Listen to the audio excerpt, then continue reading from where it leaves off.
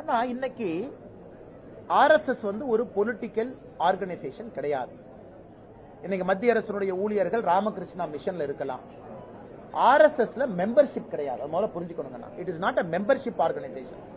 இப்ப நண்பர்கள் ஆர்எஸ்எஸ் பொறுத்த வரைக்கும் ஒரு ஐடி கார்டு கொடுப்பாங்க, நமக்கு ஒரு மெம்பர்ஷிப் நம்பர். ஆர்எஸ்எஸ்ல யாருக்கும் மெம்பர்ஷிப் கிடையாது. யாராக இருந்தாலும் வாலண்டரியா வந்துட்டு போக வேண்டியதான். அதே போலதான் ராமகிருஷ்ணா மிஷன், அதே போலதான் பல இயக்கங்கள்.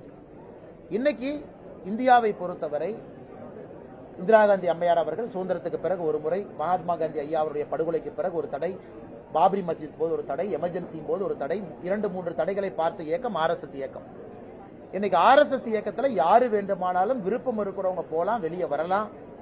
அந்த இயக்கத்துல மெம்பர்ஷிப் இல்லாதனால கட்டுப்பாடு இல்ல, கான்ஸ்டிடியூஷன் இல்ல, இப்படித்தான் இருக்கணும், நீ செவ்வாய்க்கிழமை மீட்டிங் வரணும், புதன்கிழமை வரணும் இல்ல. அதனால இதுல எந்தவித பிரச்சனையும் நான் பார்க்கல இல்லங்கண்ணா. ஏன்னா மெம்பர்ஷிப் இருந்தா தானே ஒரு பிரச்சனை. மெம்பர்ஷிப் இருக்கு.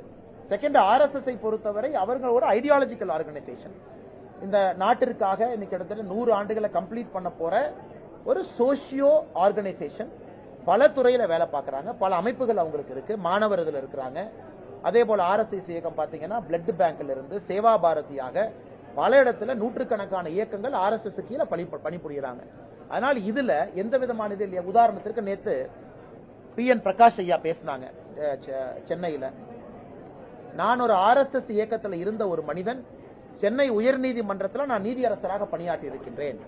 நான் ரிட்டையர் ஆனோடனே எல்லாரும் என்கிட்ட வந்து சொன்னாங்க, ஐயா ரொம்ப நேர்மையா நீங்க பணியாற்றி இருக்கீங்க, நாங்க பாராட்டுறோம் அப்படின்னு.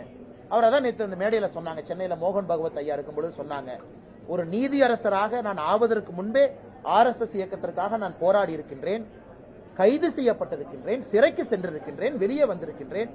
என்ன நீதியரசர் ஆக்கும் பொழுது கேட்டாங்க, கைதாக்கி, ஆமான்னு சொன்னேன். எதுக்கு கைதாக்கிறீங்க?